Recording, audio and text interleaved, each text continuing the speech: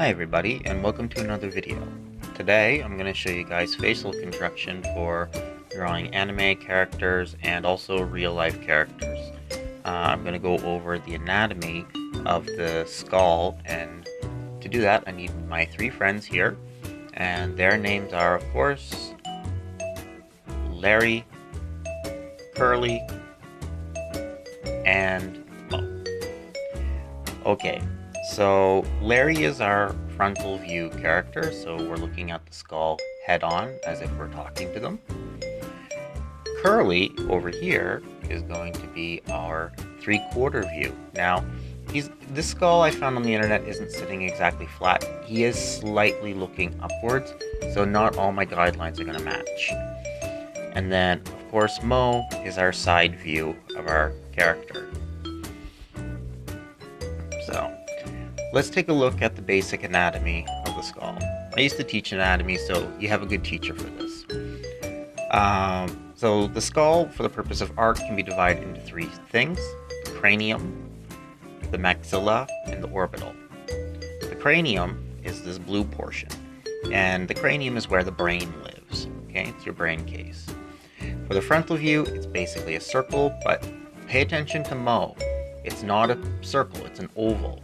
So your skull is longer than it is side to side. Next part is the maxilla and the mandible.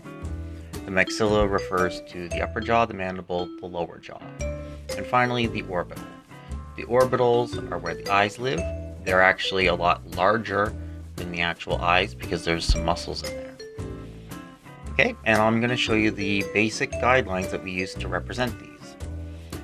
The cranium is represented by a circle in the front view that gets wider as we go towards the side view. The 3/4 is slightly wider, more of an oval or an egg, and the side view is definitely an oval to represent the wideness of the skull.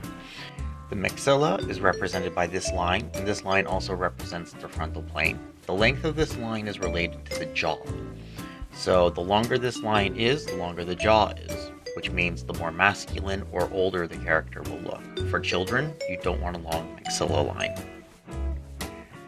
Okay, and the orbitals can be represented with a horizontal line. On the 3/4 view, it should be represented with a curved line, so should the maxilla line, to represent the fact that these are 3D forms and not shapes. And lastly, I have four other guidelines here. The first one represents the top of the skull. The bottom one represents the bottom of the skull. This one here represents where the maxilla is, and that will be important. And this one represents essentially where the brow is. Curly, it doesn't line up because he's a little bit strange. Okay, so now that that's out of the way, let's get into actually roughing out our basic shapes. First, I'm going to lower the opacity of these guidelines so that they're less obtrusive. And let's start by drawing our frontal view. So simply draw a circle, and it doesn't have to be perfect because you're going to put hair on top of your character, and that's going to obscure most of this contour anyway. Once you have your circle, draw a line down the center, as long as the chin will be. To draw the jaw, it's basically two lines. It's a vertical diagonal line up until the maxilla, and then a more horizontal line. And that's it. It's really easy. Okay, and then a line to represent the brow, which is going to be halfway through the circle. So you just divide the circle in half. For the 3/4 view, you're going to draw another circle, but it should be slightly wider because we're starting to approach a more horizontal view.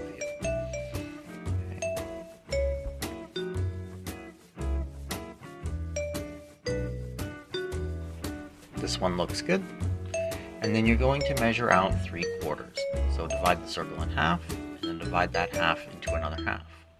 So you'll have 1/2 plus 1/4 equals 3/4. That's why it's called a 3/4 view. So you'll draw your frontal line at that 3/4 mark. And again, make it curved this time because we're starting to see the curve of the face. You're going to come into the circle a bit and draw your jaw. Same way. Straight at first and then more horizontal. And then the other half of the jaw, it's going to be less sharply bent. More of a softer curve. Okay? And then draw a curved line to represent the eyes. Again, halfway through the circle.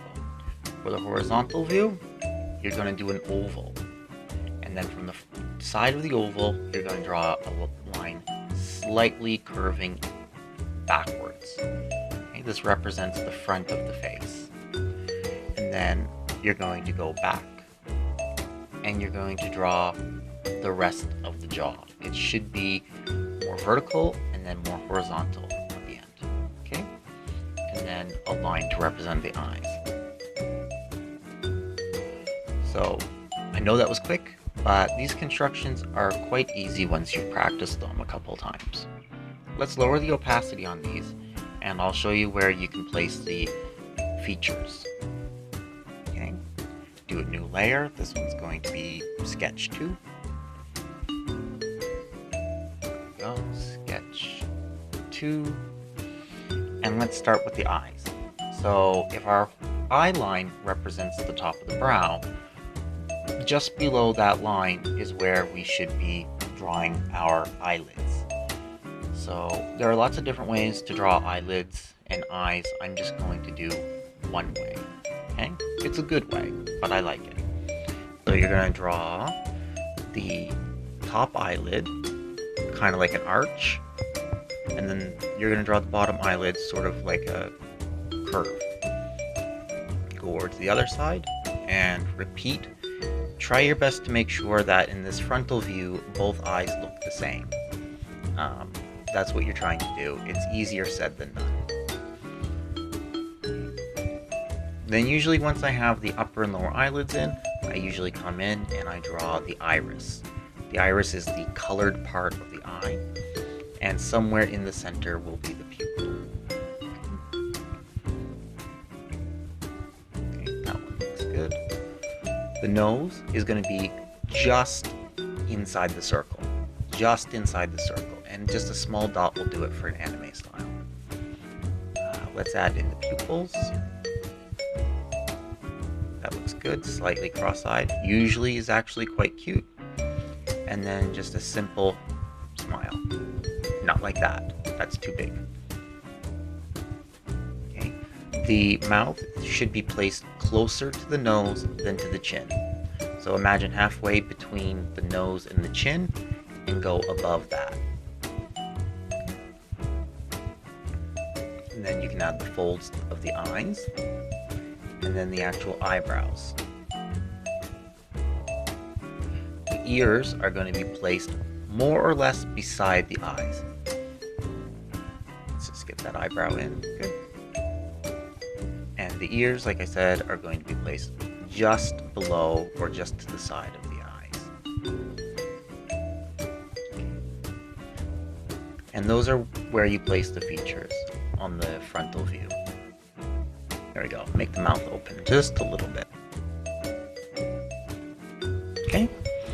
Now, for the 3/4 view, I'm going to refer to this side here as the 3/4 side, and the other side is the 1/4 side. So on the 3/4 side, you're going to draw the same eye. Okay, the same eye as the front.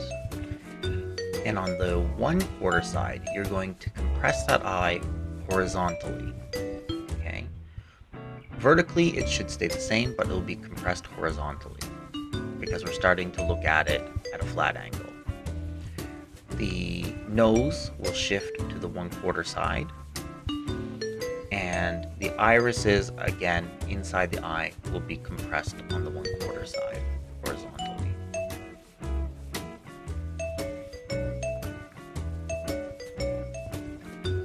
And then the mouth will actually be shifted towards the 3/4 side. And I'm going to make this this version look maybe worried.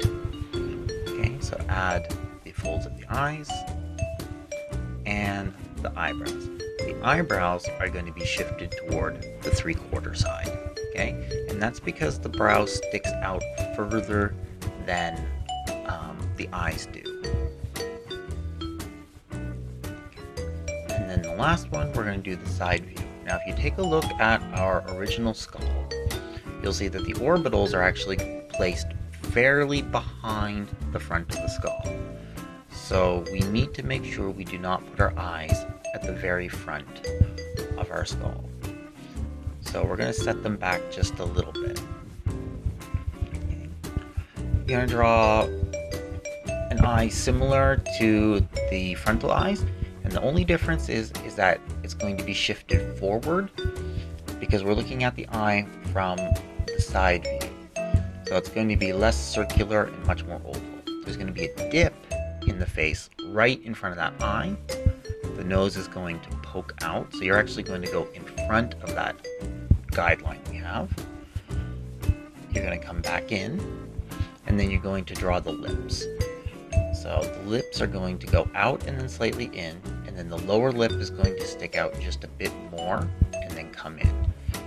This tends to be one of the more difficult places to draw when you're doing anime characters, because you don't want to over exaggerate the lips and you don't want to show that the lips aren't there.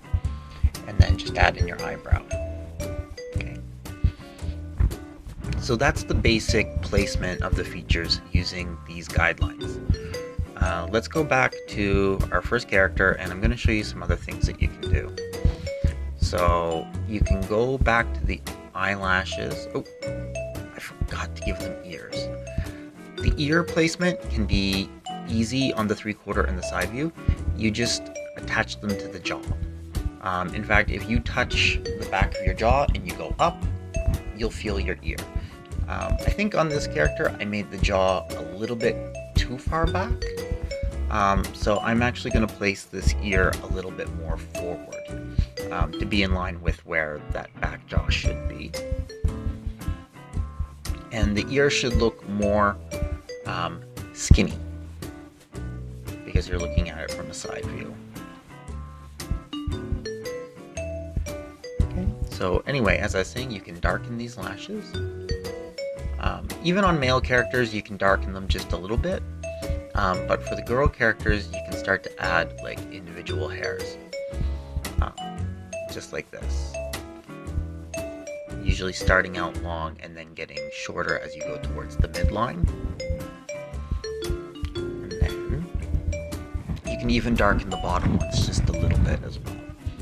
And then color in the pupils.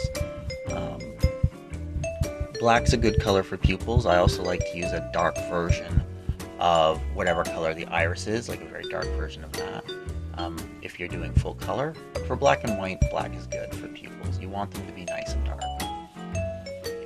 And then you can use an eraser to put in the highlights. I like to do 2 or 3 highlights. And if you're doing this traditionally, you can use white paint, like white gouache. It works great. And then all you have to do is go over the contour of the face. Make sure that your line is a little bit heavier at the bottom of the jaw if you go through and do a second inking.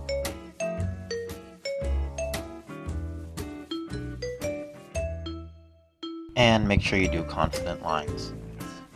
Okay, don't be afraid if you have to do it a couple times, especially digitally. Be really afraid if you have to do it a couple times traditionally. I just forgot to put in a line to represent the iris here, so they're in. And then same thing, just color in the pupil, make them nice and dark.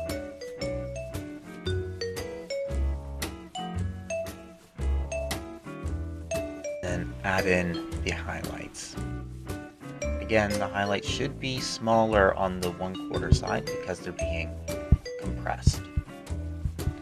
And then the one thing that's probably important to know about this 3/4 view is that there's a dip in the contour of the eye that can only really be seen from this perspective.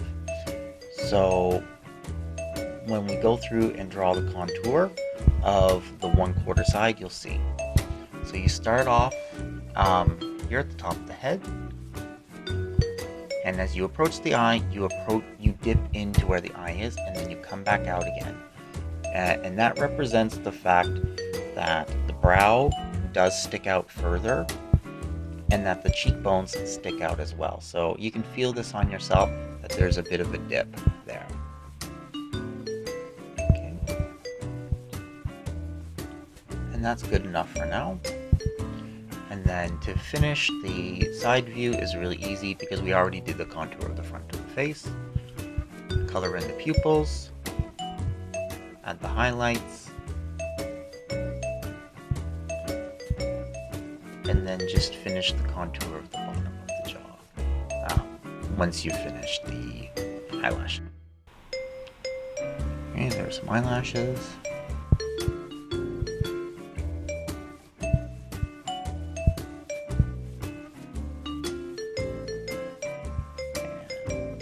There's the contour of the rest of the jaw.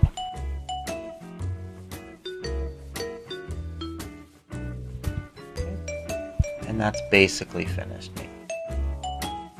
Okay, so let's zoom out, remove our guidelines, and see how we did. That's not bad. Okay, so thank you for watching this video, and we'll see you again.